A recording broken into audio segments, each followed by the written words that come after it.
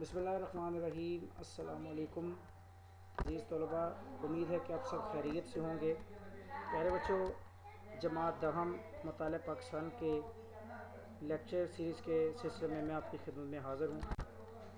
آج لیکچر 3 میں پیارے بچوں جو ہم ٹاپک آپ لوگوں کے سامنے ڈسکس کرنے والے ہیں وہ باب نمبر 1 سے ہے 1973 کے آئین کے اہم پہلو۔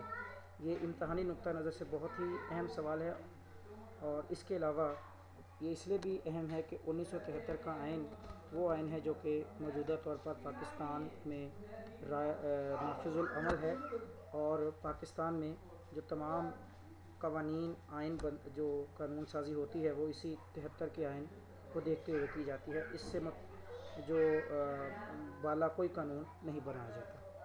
1973 کے آئین کے اہم نکات کہتے ہیں کہ 1956 اور 1962 کے آئین کی طرح 1973 کے آئین میں بھی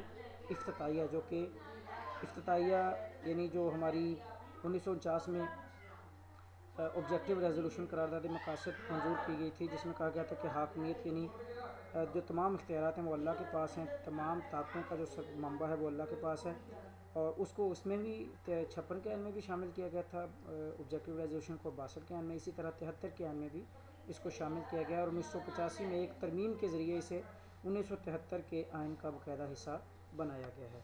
اچھا جی، دوسرا اس کا پوائنٹ ہے تحریری آئین۔ یہ آئین ایک کتاب کی شکل میں لکھا ہوا موجود ہے۔ اس کی 280 دفعات ہیں، 12 حصے ہیں، 6 گوشوار ہیں۔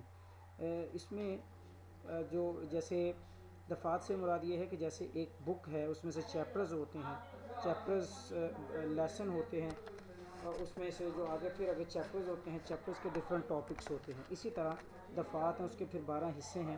کوئی جو حصہ ہے وہ بنیادی حقوق کے بارے میں ہے، اسی طرح جو ہے وہ لیجسلیشن کے حوالے سے ہے، تو اس میں مختلف حصے ہیں۔ تیسرا جو نقطہ ہے وہ ہے جی وفاقی آئین۔ پہلے دساتیر کی طرح 1973 کے آئین میں بھی پاکستان کو وفاق کی مملکت سے مراد ہے وفاق فیڈریشن۔ پاکستان ایک فیڈرل اسٹیٹ ہے، یعنی پاکستان کے جو ڈفرینٹ حصے ہیں اور یہ ملا کر جو ہے وہ وفاقی پاکستان بنتا ہے۔ اس میں 4 صوبے ہیں، وفاقی دارالحکومت یعنی اسلام آباد ہے، اس سے ملحقہ علاقے ہیں، قبائلی علاقہ جات ہیں جیسے فاٹا ہے، شمالی وزیرستان، جنوبی وزیرستان ہے، گلگت بلتستان ہے، آزاد کشمیر ہے، یہ سارے مل کر وفاقی پاکستان بناتے ہیں۔ صرف 4 صوبے ہی نہیں، یہ بھی ملا کے وفاقی پاکستان بنتا ہے۔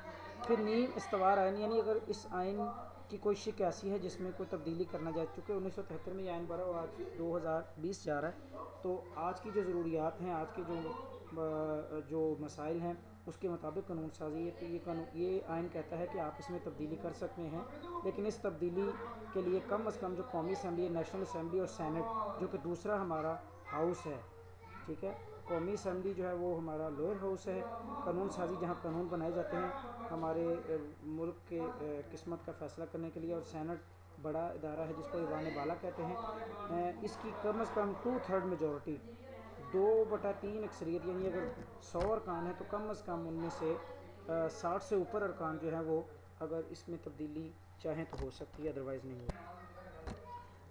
پانچواں ہے کہ قومی زبان۔ قومی زبان کہا گیا کہ اس میں قومی زبان اردو ہوگی، اور اگلے 15 سال کے لیے اردو کو سرکاری زبان کی حیثیت سے رائج کیا جائے گا۔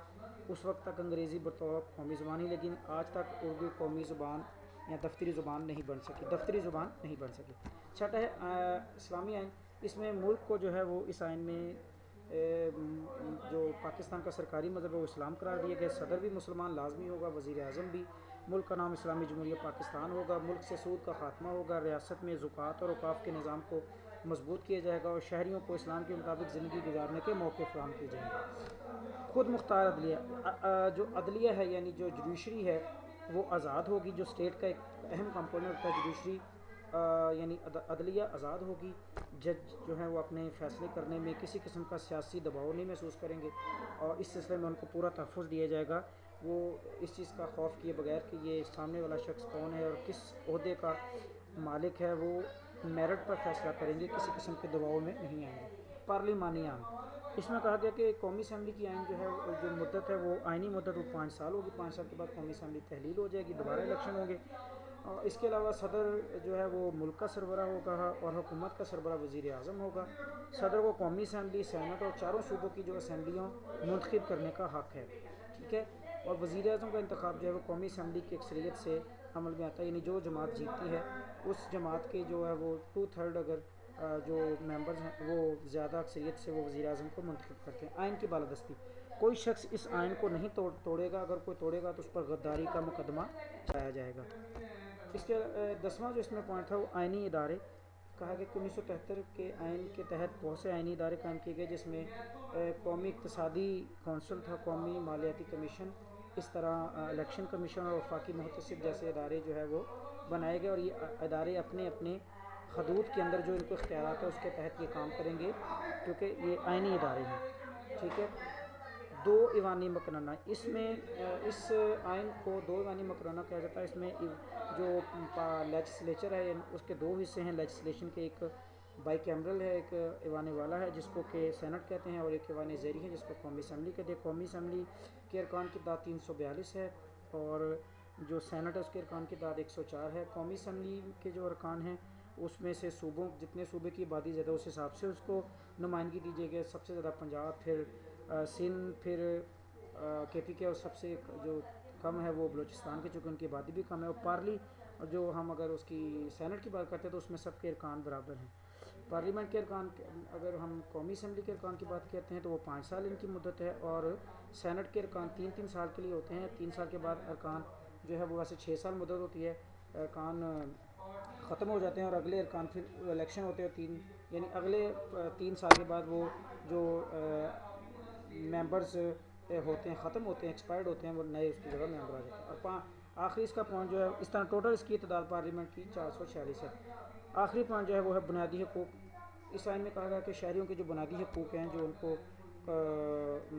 حاصل ہیں آئین کی روح سے، وہ ان کو کوئی بھی جو ہے وہ چھین نہیں سکتا. اس سلسلے میں جو ملکی عدالتیں ہیں وہ ان حقوق کی پاسبان ہیں. تو یہ تھا آج کا لیکچر. آپ کو اس والے سے کوئی سوال ہے تو ضرور کیجیے گا. اچھا، کرنے کے لیے جو کام ہے وہ یہ ہے کہ آپ کا 7واں مختصر سوال ہے. 1973 کے آئین کو وفاقی آئین کہا جاتا ہے. یہ ہم نے پوائنٹ ڈسکس کر لیا ہے، اس کو آپ دیکھ لیجیے گا. شارٹ کوسچن آپ نے کیسے لکھنا ہے. اور اس کے علاوہ جو 7واں ہی آپ کا تفصیلی سوال ہے 1973 کے آئین کے اہم پہلو، یہ اپنے گھر سے تیار کرنا ہے اور اس کو نوٹس بنا کے اس کو اچھے سے. امید ہے کہ آج کا لیکچر آپ کو سمجھ لگ گیا ہوگا. آپ کا کوئی سوال ہو تو ضرور کمنٹ باکس میں لکھیے. تب تک کے لیے مجھے اجازت دیجیے. اللہ حافظ.